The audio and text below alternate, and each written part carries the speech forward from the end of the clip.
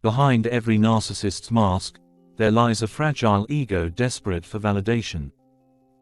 A narcissist wants you to think and believe that they're all-powerful, omnipotent, and nothing can ever impact that.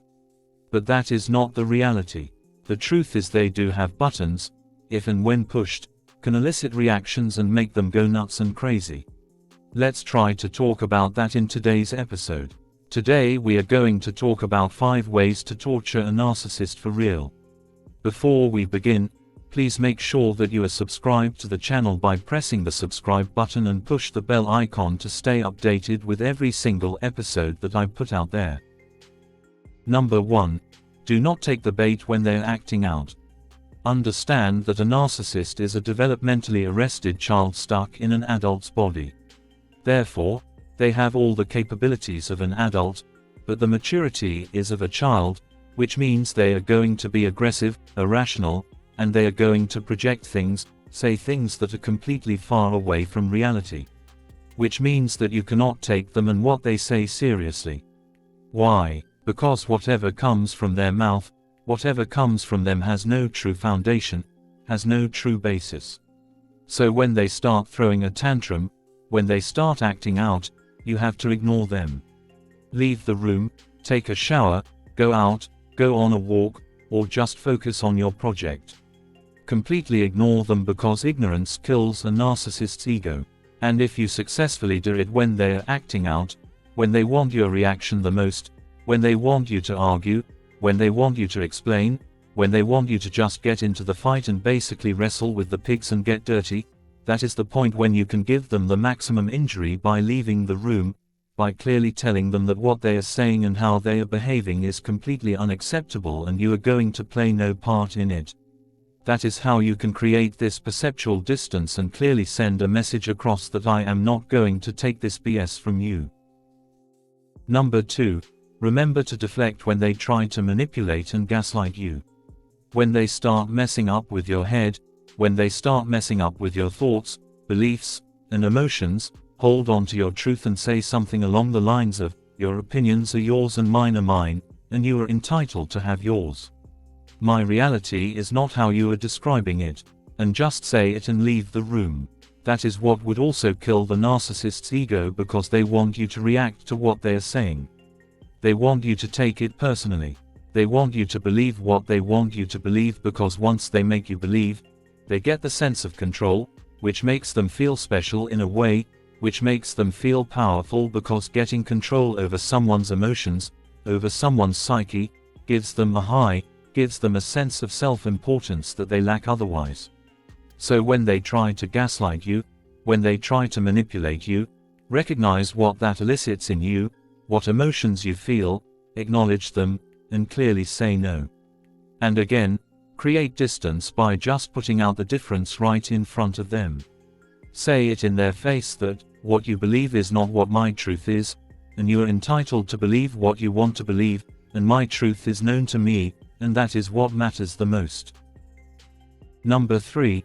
Narcissists hate organization. By the definition, we're talking about a disorder here, so they are struggling with internal chaos, which is why they want their external environments filled with it. They would want to create as much disorganization as possible, emotionally or otherwise. So you have to act opposite to that. You have to create organization in your life. If they want you to believe that your life is supposed to be a mess, take a stand for yourself and get things together. Get things in your hand. Get that job that you have been looking for. Sort out your education, or it could be as simple as just organizing things around in the house. Prove them wrong. They don't like stability. Create that stability and show them that you are not going to settle for or recreate that internal chaos that they want to manifest in their environments. The moment you create this organization, it almost gives them a narcissistic injury big enough to take a step back and to know that they can't control you anymore because you have recognized your true power, and that is your life is in your hands and they can't control it. In fact, nobody can. Before we move to the number 4, which is going to be an interesting one, I'm just curious to know how have you controlled the narcissists using their own personality traits? How have you tortured them? Drop your experiences in the comments below. Number 4. Use their image against them. You and I both know that a narcissist is extremely image-driven.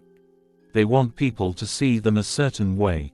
If they act kind, compassionate, charismatic, or you can name the qualities they project, others, they would want to maintain it at any cost because they want to be accepted. They want to get that supply and validation. Now, you can corner them using their own image, the insecurities they have, and the projection they want to put out there.